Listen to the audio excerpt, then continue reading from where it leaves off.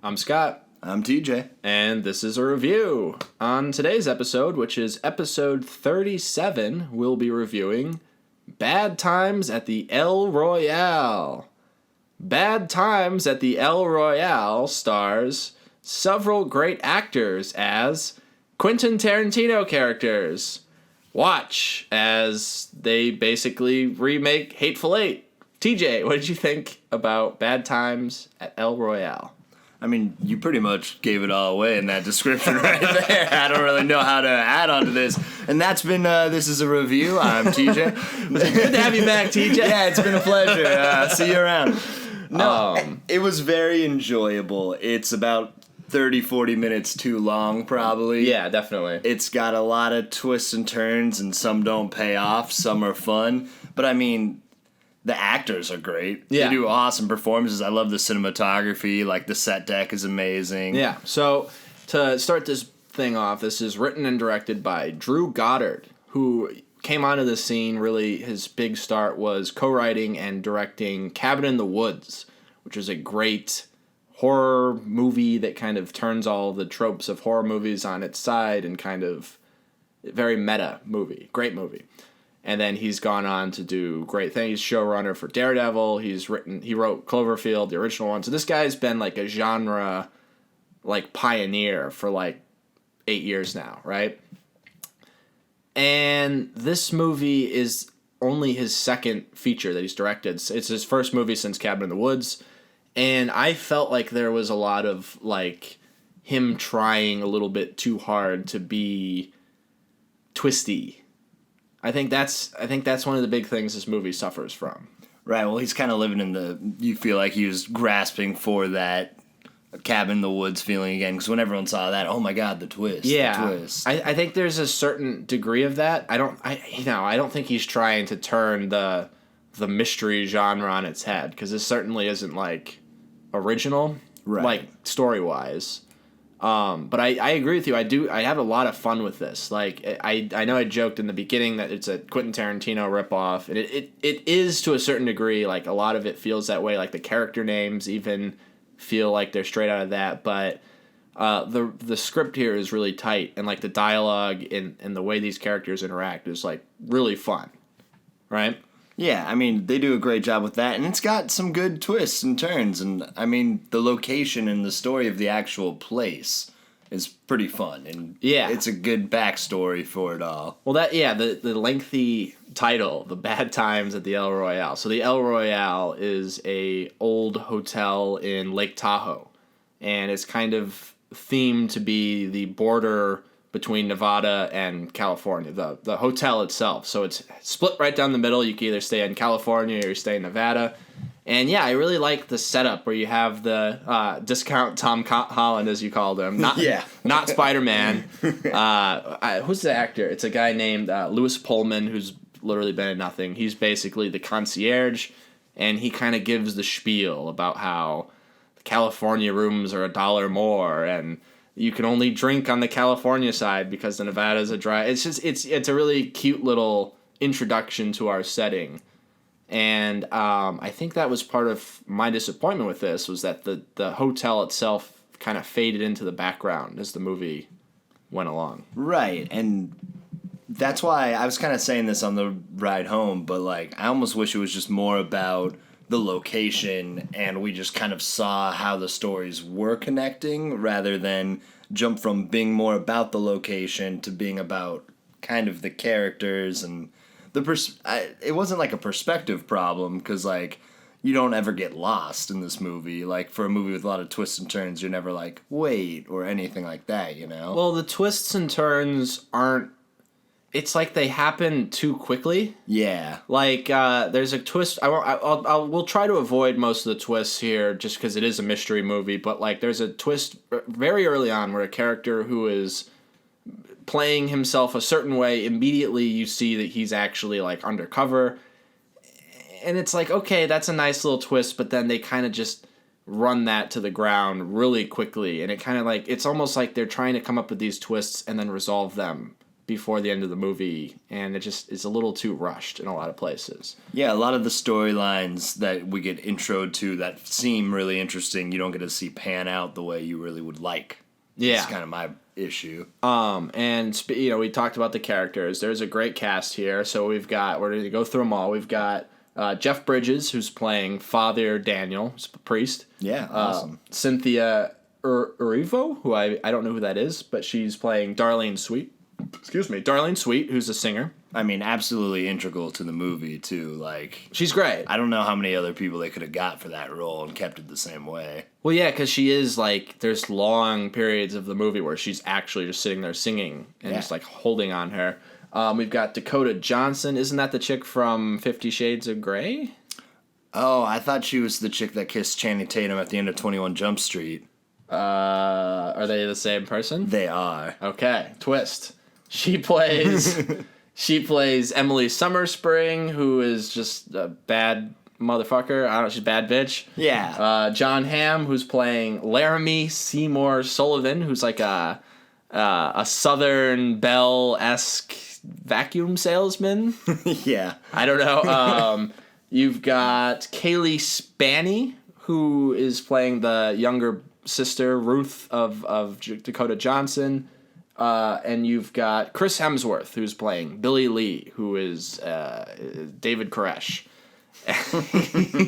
He's a cult leader type guy, right? And all these different characters are coming into this hotel for different reasons, and you find out throughout the movie they've all got their own little dark secrets that they're holding from each other. And all these performances are great, but none of their stories are connected in any way at all. Which is fine, but I felt like they're kind of leading you to believe like they are, or there seems like there's a missing connection in this movie. It's the general want for just more reason is what I feel like it was. Yeah. Like, it was all a little too loose. Well, they explain why they're there pretty well, like almost too well. Like, they go into this great detail as to how each one of them, like, why they ended up there, but they just are kind of like these disconnected. They're all kind of interesting. It's kind of like the Orange is the New Black vignettes, like on a character. Like, you're kind of getting condensed versions of that, showing how they end up at the hotel and why they're there and blah blah blah. But then it's also like at the end of every one of their stories, which are like 5 minutes long or so, they'll just wrap it up with one sentence. So I did this, and it's like, okay, but now the whole flashback is unnecessary because you just said it. And it's a one-sentence explanation. I was a bank robber, and then I went to jail, and this is where we stashed the stuff. But with the flashback, it's so much more than that, Scott. It felt like it was padding the movie out, because it's 2.5 hours long. Yeah. And the end result is not worth the buildup. I think that's the key with this movie, is that like all the development and all the stuff that's going on doesn't quite meet up your It's like with any good mystery. It's only worth it to what the mystery is. Right. And what the mystery is at the end of the day is, I don't even know. Well, okay, you know what it is? What is it? Without even spoiling it. Yeah. You solve the mystery about like going into Act 3. Yeah. And then it's just watching them watch it unfold. Yeah, exactly. But there's no new information at that point. You're just seeing what plays out. Well, no, there is. Then there's one bit of new information, and you're like, we didn't really need this was that. Literally, they keep having every character stays in a different room, and they'll have a flashback they'll have a title card to say room 5, and then they'll show how that character ended up in room 5, right? They do it with the bellhop, the concierge guy, the not Spider-Man guy, not Tom Holland. At the very end of the movie, this I will spoil, they show that he was a sharpshooter in, like, Nam. Literally only so that at the end, or right after the flashback, he could sharpshoot a bunch of people, like a bunch of thugs, and it makes sense. Like, that's the only reason that scene is in the movie, is to explain that he can shoot people with a gun. And it's like, really? I mean, yeah, he's got, like, the running thread of, like, wanting to confess. So you know he's done something bad. Yeah. So it's like you don't need to really cut back and see him, like, doing all this. But we also, already know there's a heavy guilt complex going on here. The thing that he's guilty for, which is murdering people in the war, is far less bad than the stuff he's doing at the El Royale. Right. Which is essentially spying on people, which is the other thing that's going on in the El Royale, is that it's essentially some kind of perv hotel. Some kind of perv hotel, as they repeatedly say. But all the rooms have backwards mirrors. There's you can watch and listen to what people are doing in the rooms. It's implied that they do a very Pulp Fiction-y thing, which is very annoying to me, where they keep showing this film reel and they're like, oh, it's somebody you know. Oh, yeah. And it's a big deal. It's a sex tape that they filmed at the El Royale, and it's like the briefcase in Pulp Fiction. But the briefcase in Pulp Fiction is actually, like, nuanced and it's subtle. Whereas this is, like, every character passes it around and, like, adds a little bit of information. So you can kind of figure out that it's JFK, probably, that they're talking about.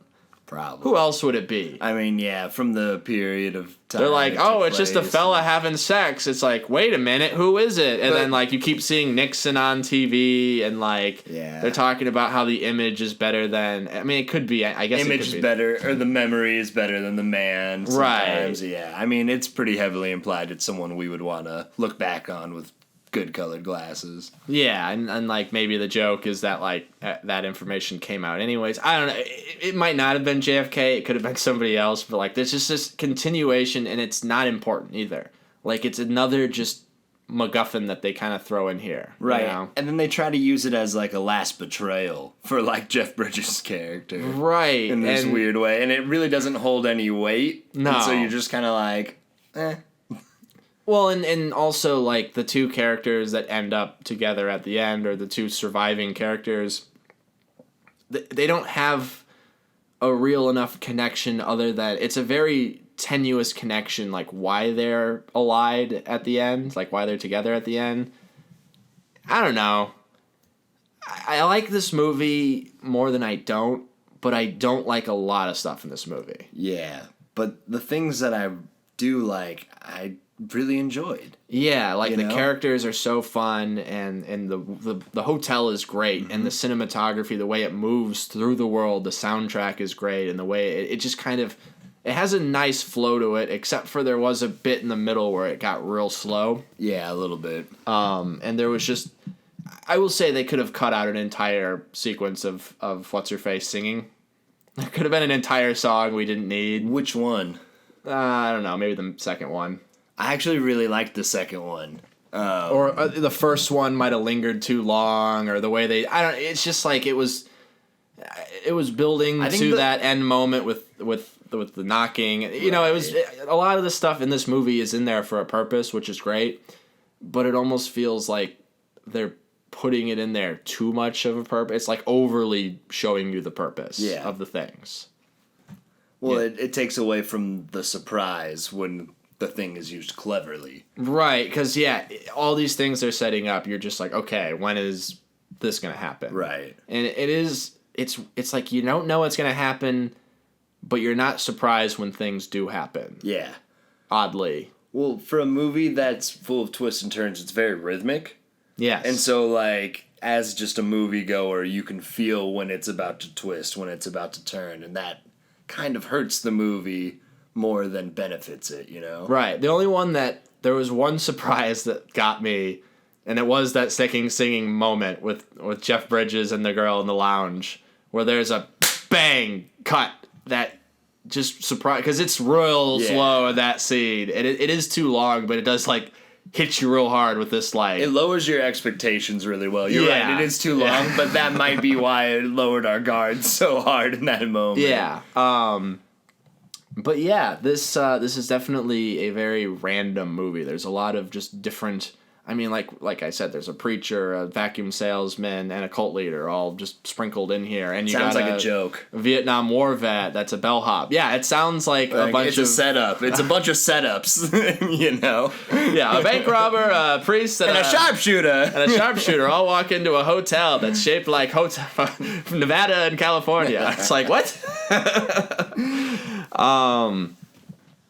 Chris Hemsworth, great. Awesome. He comes in a little too late. He comes in a little too late, and the first time you see him, the accent really threw me off. Yeah. Because I'm so willing to just allow him to be Chris Hemsworth, you know? So it's like, the first couple scenes, it was a little staggering for me and off-putting, but then I was into it, and I was like, not even thinking about it. Yeah, he's great. Like I've said several times, everyone's great. And, yeah, and you know, going back to the cabin in the woods connection, you can definitely tell that Drew Goddard has something. He's probably smoking a lot of weed, or he's just a paranoid guy. Like, he's definitely got a bunker somewhere. Yeah. Because, like, all of his movies and everything he does is very rooted in paranoia and, like, people are watching you. Your mirrors are windows. There's listening devices everywhere. And it's like, this movie is very... And so is Cabin in the Woods. There's, like, you could watch these two movies side by side. You'd be like, wait a minute, this is the same shot. It's just in a different movie now. And it's like, we're moving through a two-way mirror again. And it's like the same kind of like wonky, wavery. It's very odd. I feel like even Daredevil has a lot of that same paranoia. It does. Especially season 1. Yeah. Good Place. Very paranoid. I mean, once again, that's another. He's an executive producer on The Good Place. Yeah, and you could tell. Great characters, though, and they kind of do the same thing that this movie does, where they bounce between them on Earth, and you get to learn more about each character and little vignettes like that. There's a lot going on. Yeah, he likes those kind of threaded stories, I feel like. Yeah, and yeah, I think that will definitely bring us to final thoughts. So, TJ, what did you think about Bad Times at the El Royale? You know, I think the ideal way, after you... Yeah, I'm going to take that back already without even saying it then.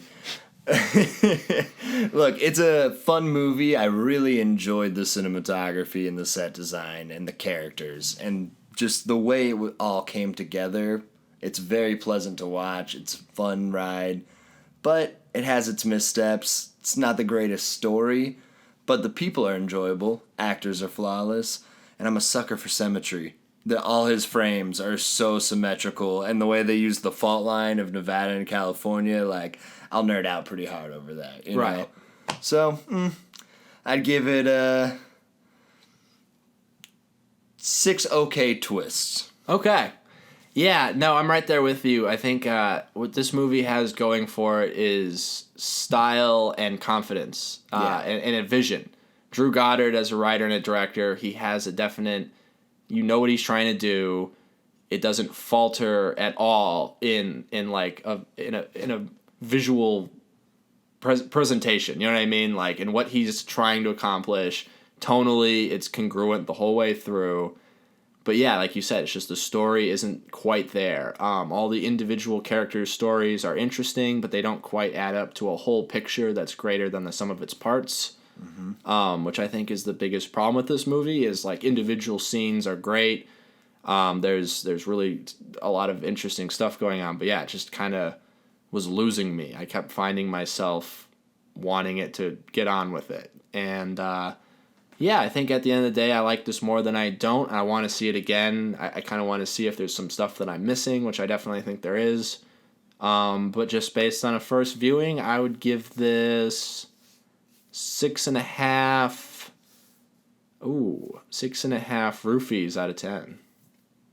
Which I gotta say, I don't think this is the first time that I've used roofie as a rating. I gotta say, it probably won't be the last.